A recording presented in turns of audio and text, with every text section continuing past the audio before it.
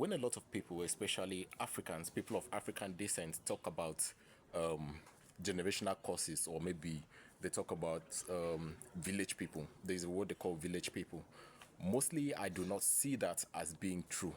Instead, I see people repeating patterns. I see people repeating mistakes. I see people following the same strategy that their ancestors or their grandfathers used that didn't work, and yet they call it a curse. Instead of looking at this with a generational curse, how about saying this is the generational pattern which I recognize, because patterns are easily repeated, okay? History is easily repeated if people told the same line, okay? So instead of seeing it as a generational curse, why not see it as a pattern that you decide to break the chain? If there was a successful chain effect going on, if there was maybe a successful design to create a chain effect, that chain effect is going to continue to the last only if one of the elements making up the chain decides to break out of it. So if you decide to break out of this particular pattern that has been going on in your family, that has been going on in your generation, which you call a generational curse, then it is obvious that you get a different result which defies the generational curse. You don't need a pastor, you don't need a prophet, you don't need whosoever to come do it for you. You can do it. You are the best author of that change. You are the best architect of that change. You are that best person to rewrite that script and say, okay, fine, I've seen it done this way. How about if I try a different way? How about if I do something differently? And how about if I choose to be different? So you see, it all revolves around you. At the end of the day, you are one person that is left to make that decision for you. If you must make that change, if you must effect that change, it has to start from you. Now, I noticed a pattern in my family. Most people are hypertensive. My grandmother died of hypertension. At some point, she had stroke. And I told myself, nah, I'm going to be a gym bro. So I try to work out even when I don't feel like. I try to exercise even when I don't feel like. I keep my blood pressure in check. I'm in my 30s, okay? So I keep my blood pressure in check. I check my blood pressure, I try to diet right, I try to do everything, because I know that if I don't do it now, then I might have someone to blame tomorrow, or maybe I might be looking for someone to blame tomorrow. I don't want to do that. I don't want to transfer blames to anybody.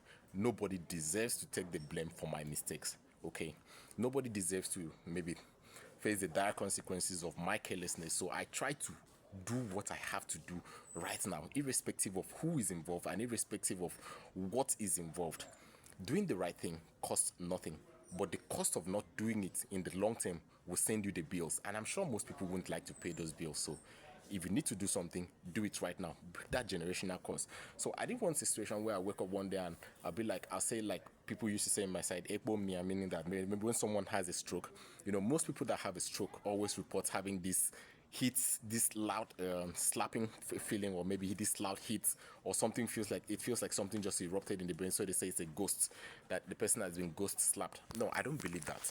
Okay, so because I don't believe that, I have to strategically. I'm educated. I understand health.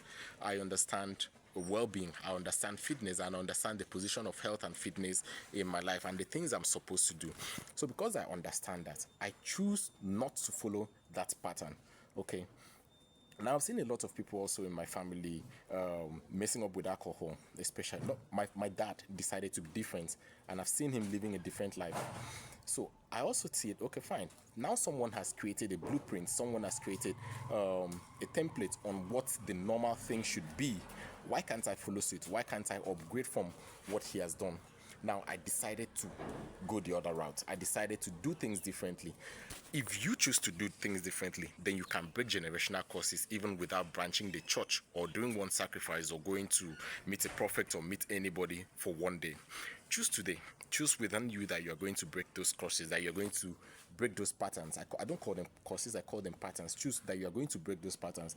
And if you start right now, with where you are and with the little things that you can do, it's not going to be like a magic bullet where you simply wake up one day and everything is fine, but it is going to be one positive step at a time.